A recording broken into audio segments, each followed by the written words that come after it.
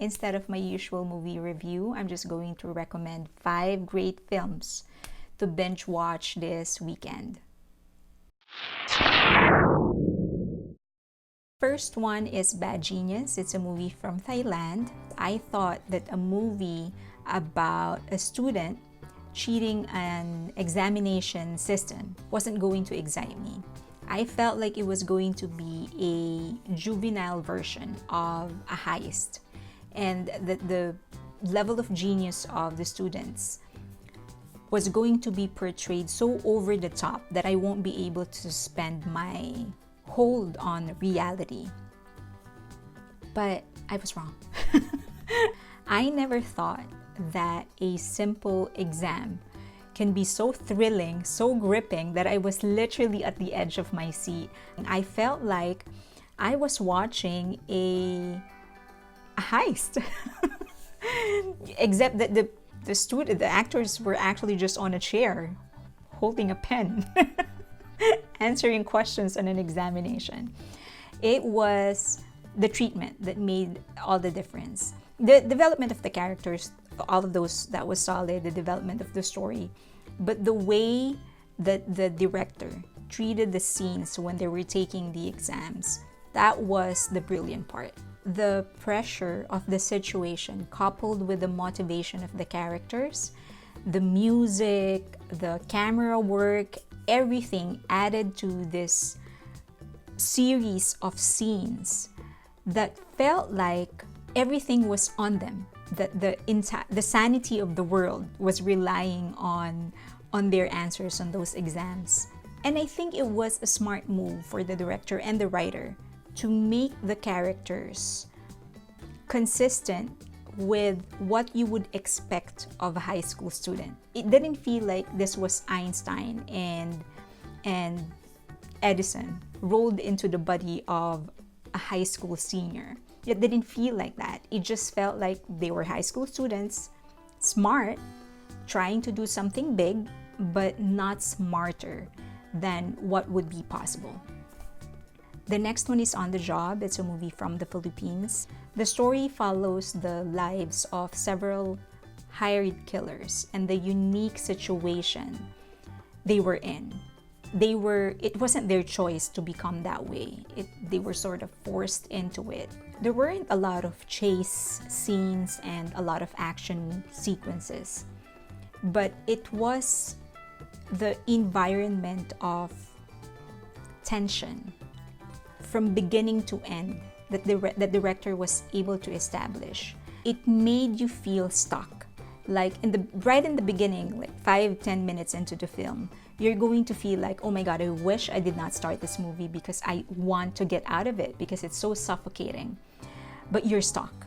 You don't have a choice but to go through the journey, try to finish the job, because that's the only way you were going to get out of the film alive. And that is the same journey the characters were going through. It was in the little details, the magic of the characters and the stories. Everything was established through the movement of their hands, through their eye movements, through very short lines that they deliver. It was all of those. The story was communicated in those small details. And that's what makes the film brilliant. Third is Secrets in the Hot Springs. During the first 10 to 15 minutes of the film, I actually started regretting watching the film. It's a comedy. It's actually a story of a boy who had to go back home when he heard that his uncle was sick and that he might have to take over the management of the hotel, which he didn't like. In the first 10 to 15 minutes, it was very clear that the movie was going to be a slapstick comedy. And it's not particularly a problematic thing for me. I like slapstick comedy. I watch a lot of it. But it was the treatment, the way that they actually showed the slapstick part. It was so old-fashioned. They were just trying so hard to make me laugh and they weren't going to succeed. Then right around the 20th minute, they succeeded in making me laugh. I don't know if it was their ability to strip off my expectations, to pull me down so low that I just started appreciating whatever it was that they were showing, or that it was just plainly and simply funny. But this is not a movie of profound theses. But if you're wanting an afternoon where you can just sit down and not really think and just maybe for a chance to laugh, this is the movie for you. Next is Extreme Job, and it's from Korea. It's a story about several police officers who are actually on the verge of being kicked out. Koreans are very good in comedy, at least for me. This is not like other Korean comedies that I've watched that made my tummy hurt so bad from laughing. The comedy is more on the situation, but it's very subtle. Like it made me chuckle, but not really laugh out loud. But the reason I would still consider this movie good and the reason I would still recommend this to you is the story development. There were so many twists, unexpected twists, that surprised me pleasantly, that made me look forward to what was going to happen. They were handed their own case, another case, the last case, their last chance to salvage their career. The only problem is that the only way they think they could nail the case is by buying this restaurant, a chicken restaurant that was across the headquarters of the bad guy that they were trying to catch. And it was just creative, the way that they progressed the story and the characters. They were creative, and I think it's worth a watch. Last is Us and Them. It's a story about love, but I don't know if I can actually call this a romantic love story.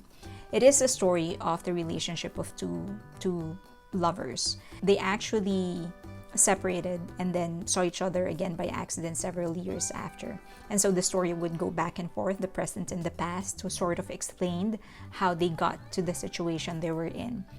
I think the brilliant part is that even as the director and the writer was telling the story of their love, they were able to pull the story strong enough towards the development of the individual characters. So much so that you're kind of forgetting that this is in fact a love story. That it became an exploration of their growth as persons, but still grounded on the relationship, that their progression still used the relationship as a starting point. But at the end, they were able to turn it around so that you kind of feel like, regardless of what was going to happen in the relationship when they see each other again, whether they were going back together again or separating, at some point you just kind of realized whatever happens, they are each other's true love. But I don't think it's a romantic love story. So just, of course, the scenery was brilliant, the color, the cinematography, it's beautiful, beautiful, beautiful. So go ahead and catch it, watch it. If you can't find it on Netflix, go ahead and ask me and I'm going to point you to the right direction.